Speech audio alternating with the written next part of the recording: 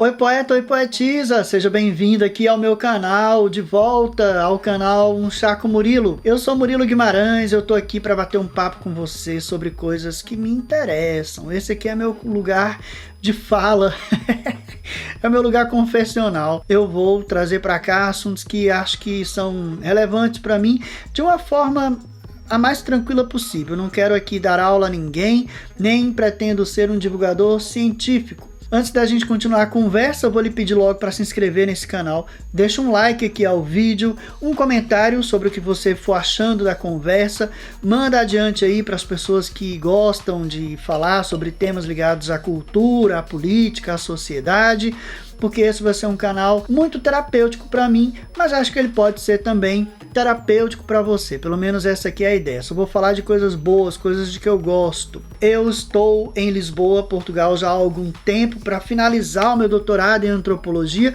Por falar nisso, olha, dona Caps, temos uma tese aqui, tá bom? Não se preocupa, ela está escrita, vai ser defendida este semestre com fé em Deus. Nós vamos falar bastante sobre o conteúdo deste trabalho, que é um trabalho do qual eu me orgulho muitíssimo. Vamos também aqui no canal falar sobre música, filme, série, comentários, opiniões políticas, divagações. Vamos tomar bastante chá e bater um papo. E não se preocupem que isso aqui também vai ser um ambiente de suporte à minha psicoterapia, então vão ter aí muita conversa também sobre as minhas inspirações, as minhas questões existenciais, até porque, olha, eu além de antropólogo, sou também tarólogo, astrólogo. Você pode conhecer o meu trabalho aqui nos cards, vai lá no meu canal de tarô, astrologia, se inscreva lá também. Faça a sua consulta de tarô, encomende o seu mapa astral, vai me ajudar a me manter. É com isso que eu tenho trabalhado aqui enquanto finalizo o meu doutorado. E eu também sou poeta, músico, tenho aqui um outro canal no YouTube chamado RG Murilo, que é onde eu estou publicando as minhas experimentações poético-musicais. Vai lá para você ver o que eu tenho aprontado, e eu vou trazer muito conteúdo, principalmente desse canal poético para cá. Vamos falar bastante desta produção que tem sido muito inspirada para mim. Então dê aí essa força, encomende minhas músicas também. Você tem mil maneiras de me ajudar a manter esses trabalhos aqui na internet, principalmente fazendo aí suas consultas de tarô, de astrologia, e também comprando as minhas músicas e brevemente os meus livros que serão aí publicados ao longo do ano. Sem mais delongas, vamos ao vídeo de hoje. Nós estamos aqui para falar sobre confinamento. Eu vou evitar aí usar a palavra lockdown, porque eu acho que ela não ajuda muito, porque o nome, a palavra confinamento e o verbo confinar já nos ajudam a pensar o que significa um estado de pandemia, né? O que significa uma vida num período pandêmico.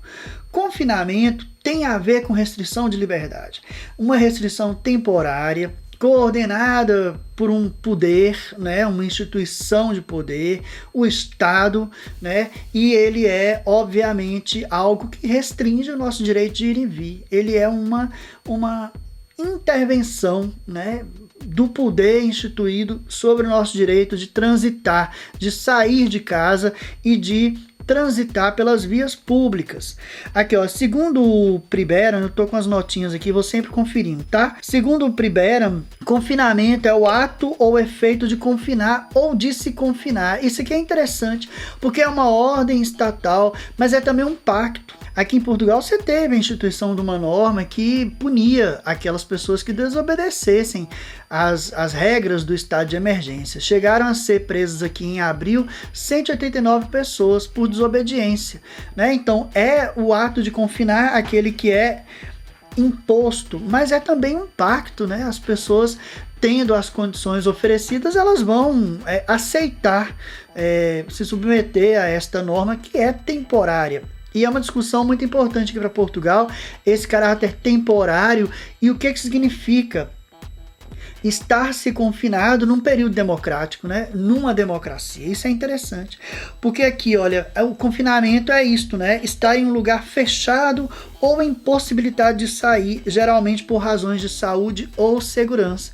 Então aqui em Portugal, por exemplo, iam se sucedendo os estados de emergência com os estados de calamidade. Os estados de emergência impunham regras mais restritivas e os períodos com estado de calamidade era como se fosse a preparação para o confinamento e a preparação para o desconfinamento. Então você tem sempre esse ciclo, estado de calamidade, emergência, calamidade, e aí você vai sucedendo uma coisa a outra. Esse é o nome que o Estado de Direito português tem, né, para designar esses momentos de fechamento e de abertura em função de uma calamidade. Vamos tomar um chá. Aqui é um chá com Murilo. Hoje eu estou tomando um chá de Lúcia Lima, que é cidrão aí no Brasil. Muita gente conhece também como verbena ou como erva luzia, né, em alguns lugares. É digestivo, ajuda muito porque você está em confinamento, você fica dentro de casa, então você come um pouco mais, né? Você exercita um pouco de menos. Então eu sempre recorro a cidreira, Lúcia Lima ou chás assim com efeito mais digestivo. Quando você vier ver vídeo aqui, traz um chazinho, me diga aí o que você tem tomado em termos de chá, né? Para poder ajudar aí você que estiver em casa e podendo estar em casa. Diga aí como é que você tem mitigado a sua digestão aí com chás. Vou tomar um golinho aqui.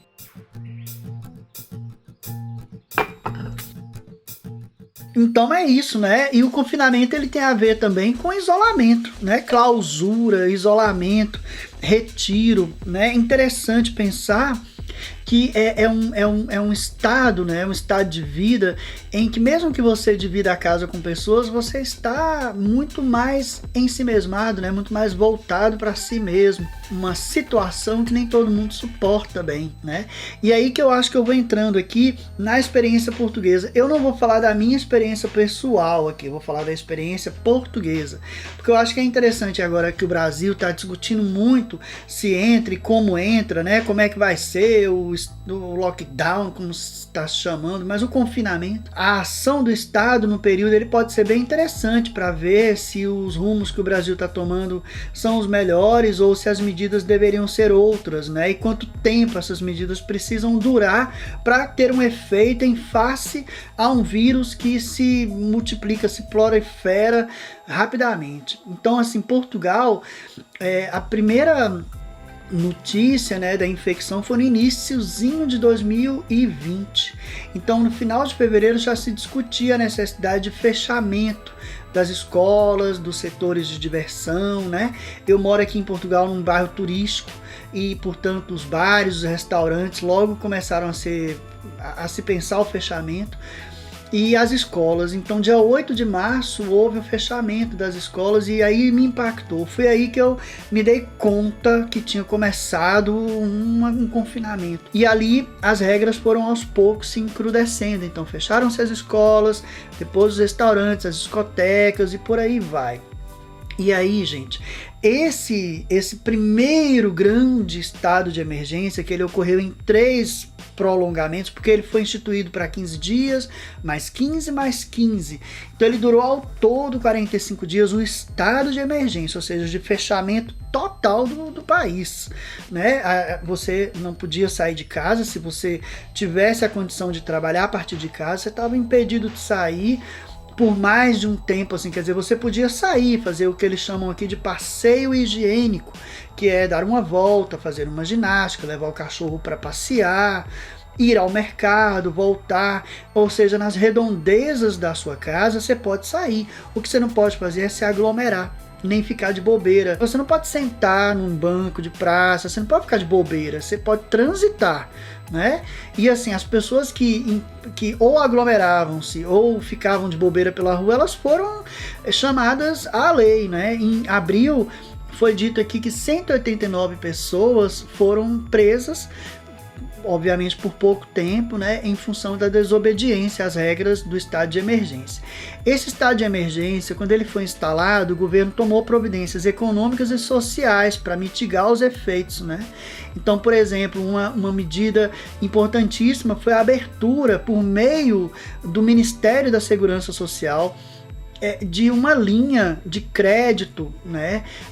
Eu não sei se é fundo perdido, mas assim, crédito subsidiado às pequenas empresas num valor global de 100 milhões de euros. Então o Estado tirou, né, esse dinheiro, além de ter dado incentivos fiscais de diversas ordens, para que as empresas não despedissem os seus funcionários. Então, as pessoas, por meio deste apoio estatal, puderam, conversando com seus patrões, mesmo que diminuísse o salário em alguma porcentagem, mas elas continuavam empregadas, não indo trabalhar. Estou falando aqui de cozinheiros, do setor de hotelaria, né? Setores que não eram de necessidade básica, porque os setores básicos, né, de alimentação, de saúde, por aí vai, eles funcionaram com restrições, mas funcionaram. Então, por exemplo, as vendas de bairro, as padarias, eles colocavam mesas ou balcões assim à entrada para poder atender as pessoas ali da rua. Então fazia-se a fila na calçada, todo mundo ficava ali a 1,5 metro de cada um,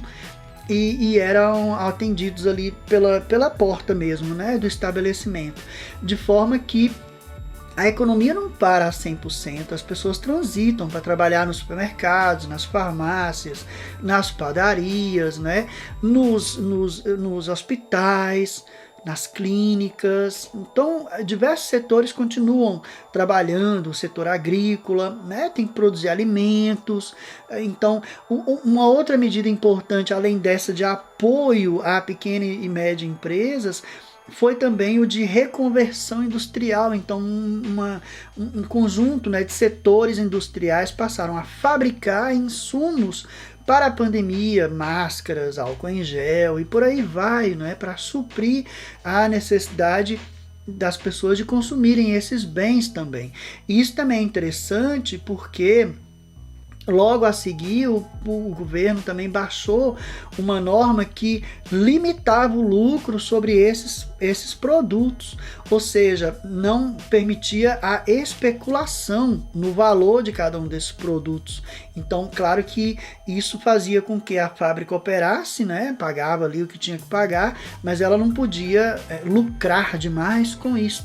E assim se garantia um preço módico. Você pode ir no supermercado com 2 euros, você compra máscara, né, em quantidade para passar um tempo.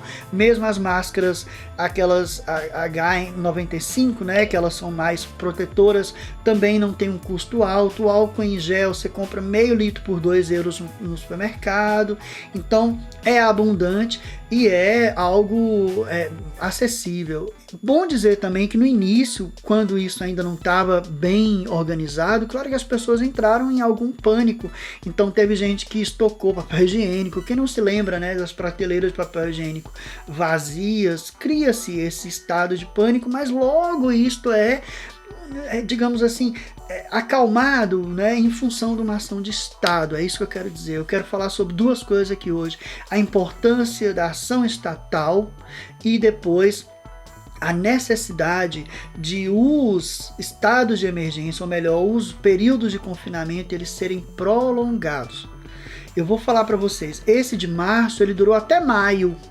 Então foi março, abril e maio. No início de maio, aí foi transitando para o estado de calamidade, até que depois você entra num lugar de contingência, num estado de contingência, que ali vai monitorando e tal, mas ninguém está confinado, você pode sair. O que você não pode jamais fazer é aglomerar. Em nenhum momento, desde que se instalou a pandemia em Portugal, houve a permissão de aglomeração. Eles chegaram durante o verão, por que maio, né? Porque maio começa a alta estação de turismo. Embora não tivesse o mesmo fluxo turístico dos anos ditos normais, houve, né? Eu moro aqui num bairro turístico, então via-se famílias, pequenos grupos, né, falando alemão, francês, inglês. Então você vê o que deu algum turismo. E também um turismo interno, as pessoas poderem ir para o interior, ir para as praias. Isso foi afrouxado a partir de maio, justamente para poder aquecer um pouco a economia. E nesse período, o primeiro-ministro Antônio Costa chegou a dizer que o Estado português não aguentaria confinamento mais prolongado e talvez não aguentasse um segundo confinamento, embora, como a gente vai ver, né, a partir de novembro foi necessário fechar novamente. Por quê? Porque olha que interessante, né? A gente entrou em março com a tal da linha crescente de casos, né? E aí, ao final de abril, aquilo já estava controlado. Então, chega-se em maio com aquele controle, mantendo alguma limitação ao estado de emergência quando ele começa a abrir, né? Para a segunda fase, ele vai, aos poucos, os setores vão abrindo, abre uma coisa, abre outra, a escola fecha aqui, abre ali, vai se fazendo controles geográficos. Por exemplo, a área metropolitana de Lisboa, ela teve sempre ali muito vigiada, porque os casos não baixavam muito, não é? Então, alguns lugares do país abriram, outros não abriram tanto, outros não chegaram a abrir. Então, você vê que o estado de emergência, quando ele acabava, não implicava também um afrouxamento total, era tudo muito gradual. Isso para dizer também que os efeitos disso foram controlados, mas quando chegou em agosto, olha que interessante, início de agosto, zerou o número de mortes, para 9 de setembro, aumentar, bater um recorde de infectados. 15 de setembro, um recorde de pessoas internadas, né?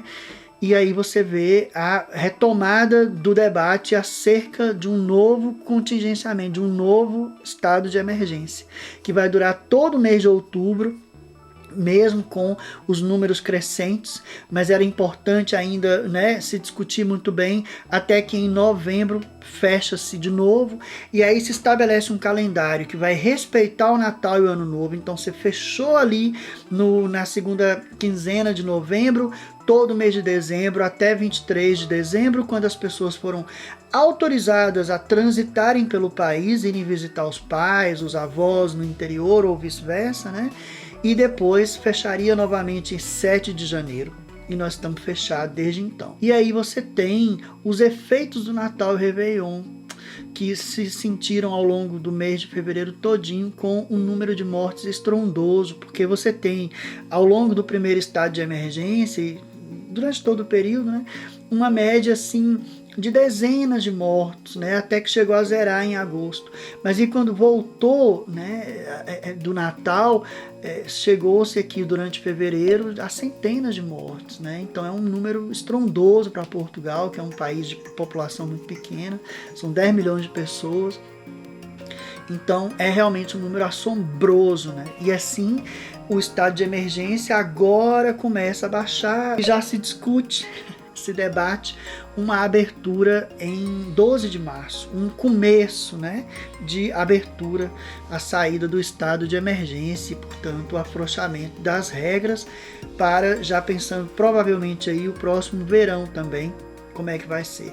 Nesse interim, muitas coisas aconteceram, né? Das medidas sociais, algumas chamam muito a atenção. Uma que eu acho muito interessante foi o perdão de penas de pessoas encarceradas por crimes de baixa periculosidade. Então, eles liberaram ao todo mais de 300 encarcerados. Para quê? Para evitar que as prisões se tornassem em focos, né, de proliferação do vírus, e claro, com uma medida humanitária para essas pessoas não estarem ali, digamos assim, vulneráveis, né, a contaminações que podem ser evitadas.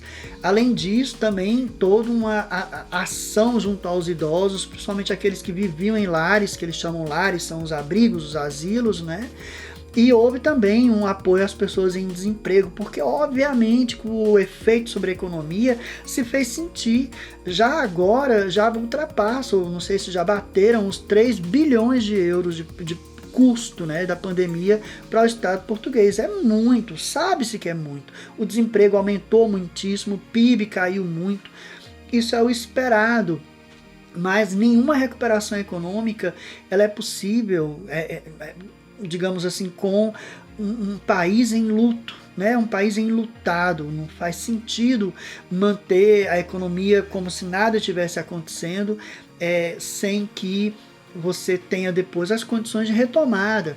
Isso também é interessante, né? A postura do governo português, isso eu quero falar bastante, né? Quando eu falo assim, o Estado português agiu, você tem que pensar que é uma democracia, e é muito interessante também que ao longo do mês de abril esse debate foi muito tomado aqui, né? Como medidas que restringem o ir e vir são medidas autoritárias, e aí você tem no mês de abril uma data simbolicamente muito importante, que é o 25 de abril, o 24 de abril para o 25, né? Em que se comemora o fim da ditadura salazarista, a abertura. Eu vou fazer vídeos aqui sobre esta data, né, a Revolução dos Cravos, a famosa Revolução de Abril, que é obviamente um marco de instalação da democracia portuguesa. E neste dia, 25 de abril, a Assembleia da República resolveu manter a celebração desse dia, né? Então 49 deputados estiveram presentes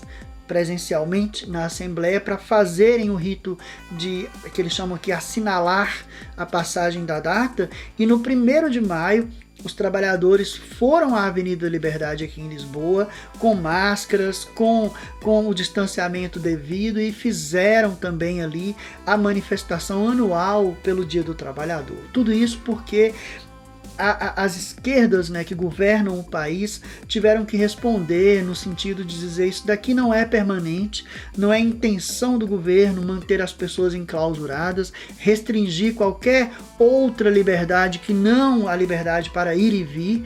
Então não houve aqui cerceamento da liberdade de expressão, não houve aqui qualquer outro tipo de restrição que não esta, de forma que é importante pensar também que a pandemia veio perante a necessária ação estatal fazer de novo com que se colocasse em primeiro plano o debate em torno da liberdade e da igualdade, né? Então aí você vê uma marcação empírica, factual, pragmática do que vem a ser, né, o neoliberalismo ou essa nova etapa do capitalismo que prevê um Estado enxuto. E isso se deu em Portugal indo na contramão de estados aqui europeus. Por exemplo, a Inglaterra no primeiro momento não quis fechar, né? A Inglaterra entrou naquela lógica da infecção de rebanho, sei lá como é que eles chamam, né?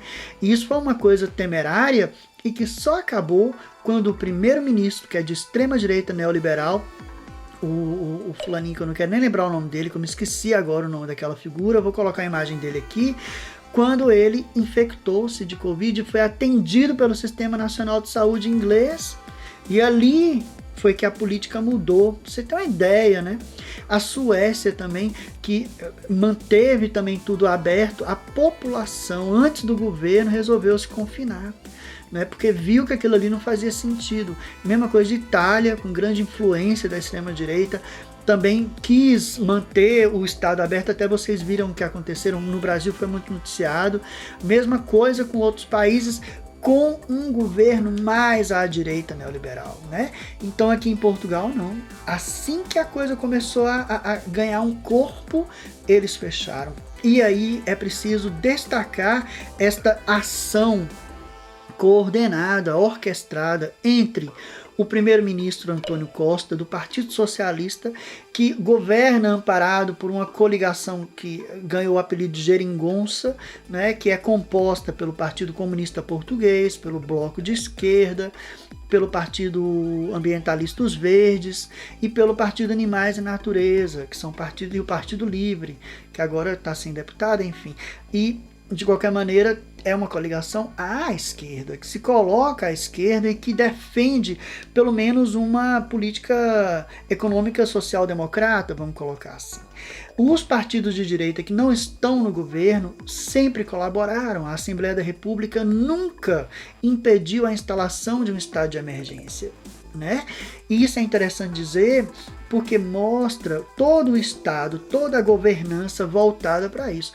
Claro que você tem críticas válidas, algumas não, outras sim, né? E você teve ao longo desse período toda a condição na comunicação social de você fazer debates, né, que eram contrários ou levar ali especialistas com opiniões divergentes, mas não houve negacionismo, né? As tentativas, quer dizer, do ponto de vista institucional, porque houve setores na sociedade que negavam, teve gente aí presa, como eu falei, tem aqui um partido de extrema direita também que defende ideias estapafúrdias, mas de um modo geral, as instituições de governo atuaram no sentido de mitigar os efeitos com a instalação dos estados de emergência, com a aprovação desses regimes excepcionais de financiamento de pequenas e médias empresas, de garantia de renda para mínima, né, para as pessoas que eventualmente precisassem daquilo, e também das medidas sociais, principalmente aquelas levadas à frente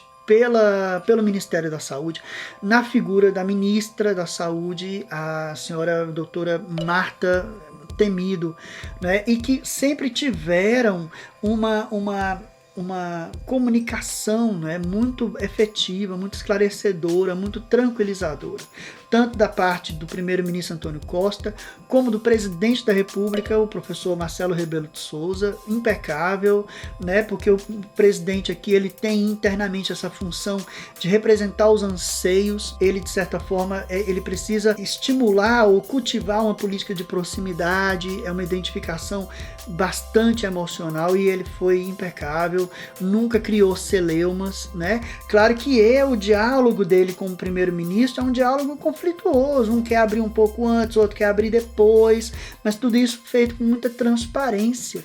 E o Ministério da Saúde, não apenas a ministra Marta Temido, mas também a secretária-geral, doutora Graça Freitas, impecáveis, sempre que apareciam, claramente colocando as questões, sendo interpeladas, respondendo a tudo e explicando com a maior clareza possível.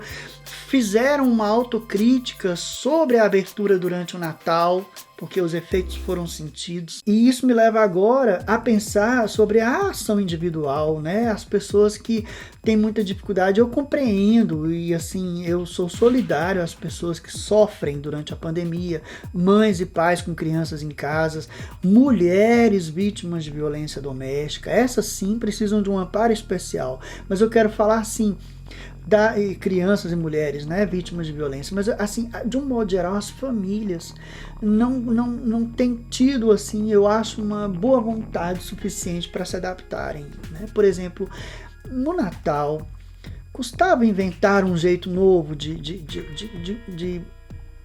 festejarem a data, eu não sei, quer dizer, você ir para casa de um avô, de uma avó, com criança, com 1000 pessoas ali para jantarem, será que não dá para pensar piqueniques, churrascos ao ar livre, sempre, né? E essa coisa da saúde mental, isso é uma crítica cuidadosa que eu faço, né? Embora me irrite muito saber que for num contexto doméstico que o vírus alastrou muito, né?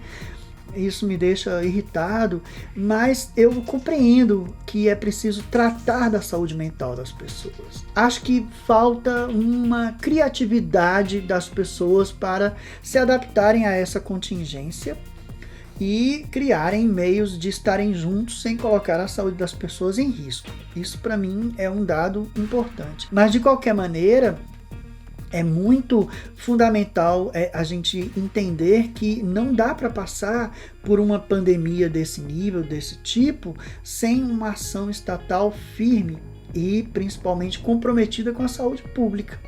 Isso é que eu queria trazer para cá, porque você que está aí no Brasil, é preciso compreender que as responsabilidades têm que ser nomeadas, né? As pessoas responsáveis, eu quero dizer. E assim, eu estou trazendo esta fala para poder demonstrar como fez falta no Brasil um governo federal comprometido com a mitigação dos efeitos sanitários da pandemia, né? Essa preocupação artificial com a economia e absolutamente translocada, não é? Ela faz com que a gente tenha agora esse número de pessoas infectadas e de mortos, né? E o colapso do SUS, infelizmente, vai acontecer. E sobre isso é importante dizer, salientando, né, que os confinamentos, os períodos de confinamentos precisam ser longos. E para eles serem longos e suportáveis, é preciso que todo o Estado, e aí a gente tem que compreender as esferas locais, né, regionais e locais, no caso do Brasil, Estado e o município, tem que criar ali mecanismos adaptados àquela localidade para coordenar as ações de saúde, econômicas, manter as atividades básicas funcionando, né?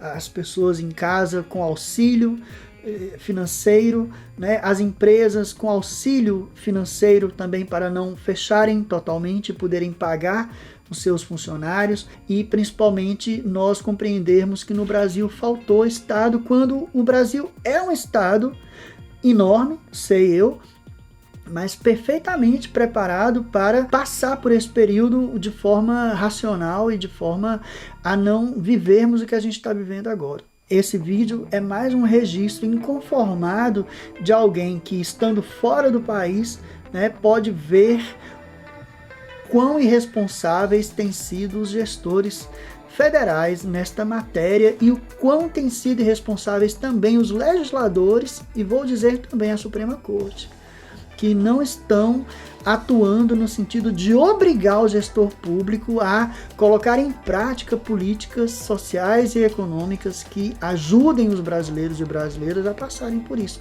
como aconteceu aqui em Portugal. Que esse vídeo possa fazer com que as pessoas se preparem, e assim, uma sugestão que eu posso dar no Brasil, gente, é: juntem-se aos prefeitos, aos vereadores e pensem em ações locais de confinamento de longo prazo. Converse, veja como é que pode ser resolvido isso aí, não é? Veja que tipo de suporte as prefeituras podem dar. Os governadores estão, de um modo geral, também abertos a esse tipo de organização, então é pensar a coisa localmente, porque não há uma coordenação federal, mas o confinamento precisa ser prolongado. Ele não pode ser de 2 semanas, são meses. E aí eu não sei dizer no caso do Brasil quanto tempo seria, mas ele não vai poder ser rapidinho. Isso é um dado. Então, as redes locais podem ajudar a resolver isso. Vamos fazer igual a Suécia. Vamos desobedecer o governo central e vamos começar a criar aí, redes locais. Podemos falar mais sobre isso. Me diga aí o que você acha disso tudo que foi falado aqui. Como é que está sendo aí a sua experiência? Deixa aí um comentário, vamos conversar mais, né? Vamos falar sobre essas questões tão atribulantes, e que esse vídeo possa ter lhe dado aí a dimensão real, concreta, e também a perspectiva de conversar aí com as pessoas próximas para garantir que a pandemia não leve mais tantas vidas, né? Vamos continuar falando, tomar aqui um golinho mais de chá, porque além de ajudar a soltar embaixo, também o chá ajuda a soltar em cima, né? E aí, olha, preparem-se, porque eu vou vir aqui para mais chás e vou trazer aí outras histórias. Vão ser vídeos assim mais soltos, né? Com edição mais bruta. Não vou poder gastar tempo agora com edição de vídeo, mas acho que esse é um canal importante de interlocução. Vou procurar também fazer vídeos bem mais curtos. Esse eu sei que ficou longo, mas acho que o tema exigia. Os próximos vão ser bem curtinhos, é só mesmo para a gente ir conversando e tentando se amparar aí nesse período. E é isso. Então a gente se vê. Obrigado por você ter assistido ao vídeo até aqui. Fico feliz de contar com sua companhia. Volto a te pedir para curtir, compartilhar, se inscrever, fazer tudo isso aí. Contrate-me para fazer a sua consulta de tarô, o seu mapa astral. Ouça e compre as minhas músicas, ajudando-me a ir me mantendo também nesse período. Fica então meu grande abraço, que tudo corra da melhor forma possível, e a gente se vê no próximo chá. Até a próxima. Tchau, poeta. Tchau, poetisa.